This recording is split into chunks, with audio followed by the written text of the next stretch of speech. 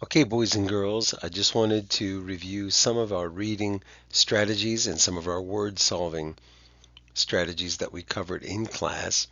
So this first slide here says easy words can be difficult, and I'm sure you will remember these from what we did in school the other day. So when you see the word bug, what do you think of right away? Usually people think of an insect. That's what I do. But we have to be careful because bug could be an insect. But it could also be to bother. And we don't really know which one it is until we see it in a sentence.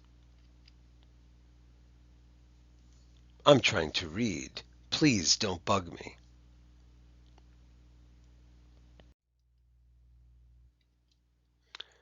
Or the word fix. Usually when we see this word, what do we think of? Maybe repairing something, taking care of something that's broken. But it's not just to repair. It could also be to make. Mom fixed my lunch today. So again, we don't know what it is until we look at the whole sentence, look at the words around it, and see where the story is going.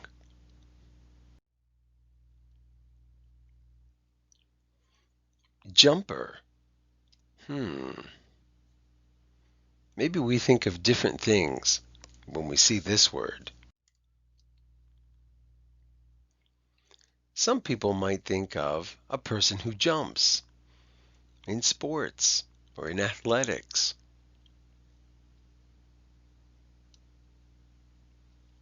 But a jumper is also a kind of clothing. Okay? She wore a jumper to keep herself warm. Now we know which meaning it is, and there are some words that have more than two meanings.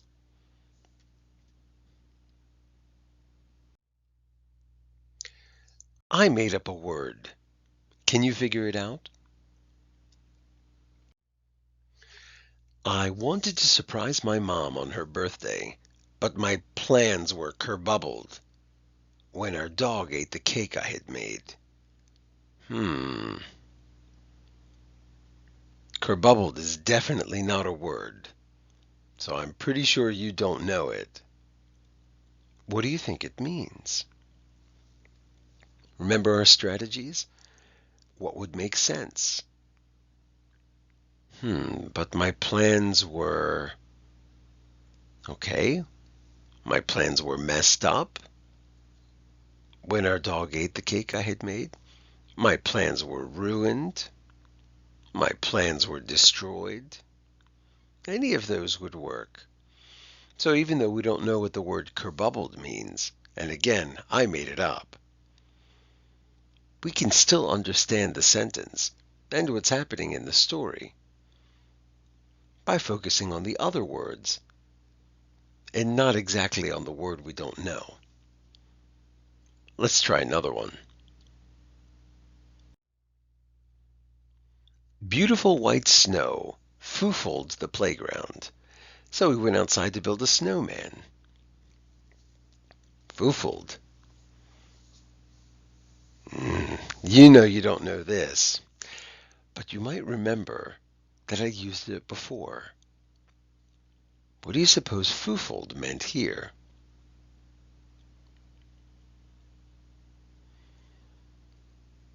Okay, it covered the playground. It filled the playground. And we could even use some bigger words like it had accumulated on the playground. You get the idea. And a lot of the books that we're reading will probably have a picture to help us.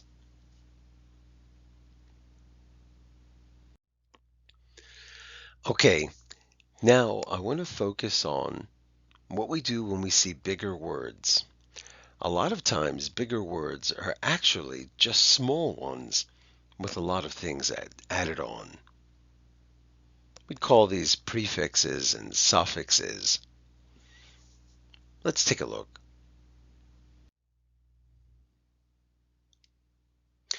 So let's take a look at my beautiful green board here. Now I'm going to show you some pretty easy words, and I have no doubt you'll know what these mean. Watch. Ooh, employ.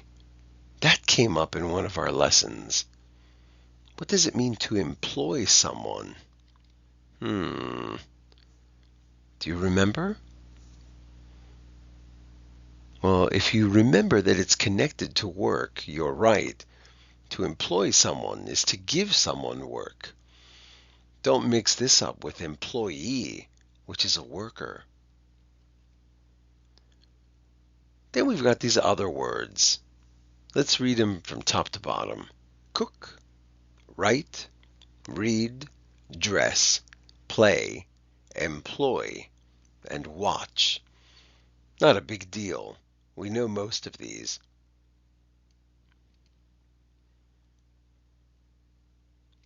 But we can make them much bigger by adding these blue prefixes and these yellow suffixes.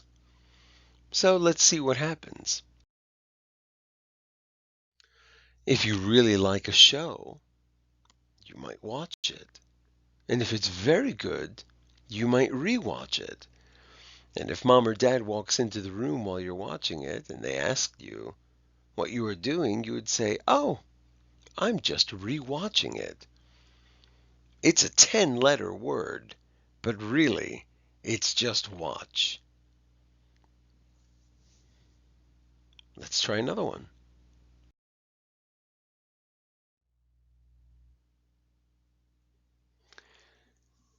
Maybe there's a game and you enjoyed playing it so much that you wanted to replay it. So if somebody asked you what you were doing, you could just say that you were replaying the game.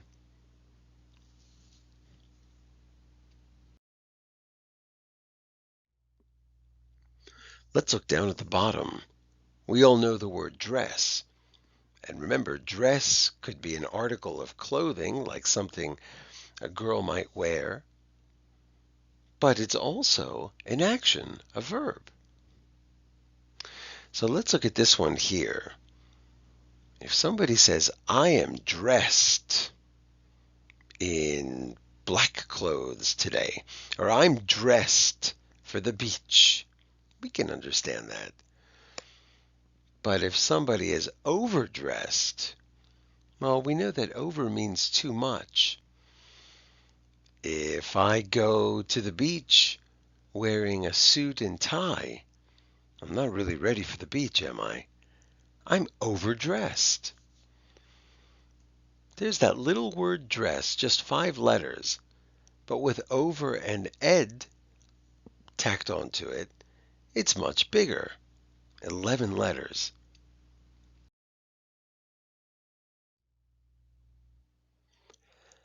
Let's say you have a hamburger and it's not quite the right color. It's kind of pink or red. You can say, "Uh-oh. Whoever cooked this burger undercooked it." Which means what?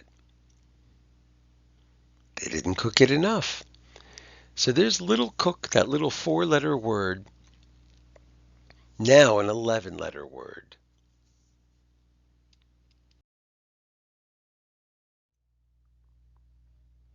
If you play a game that's really bad and it's just not fun at all, you can say, "Oh, this game is unplayable."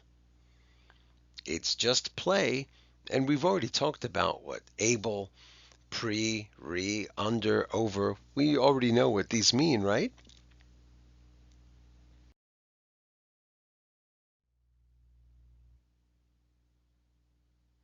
What does this say? Are you sure? Are you really sure? I'm not there, but I think you're saying reread, and you might be right. But this isn't a fair question because you can't see the other words.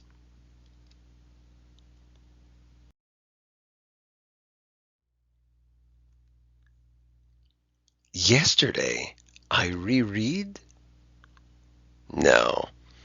Yesterday, I reread. So remember, we have to look at the other words also.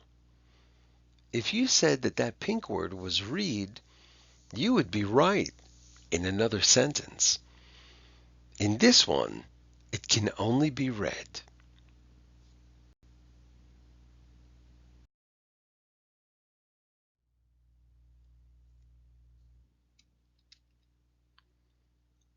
The end.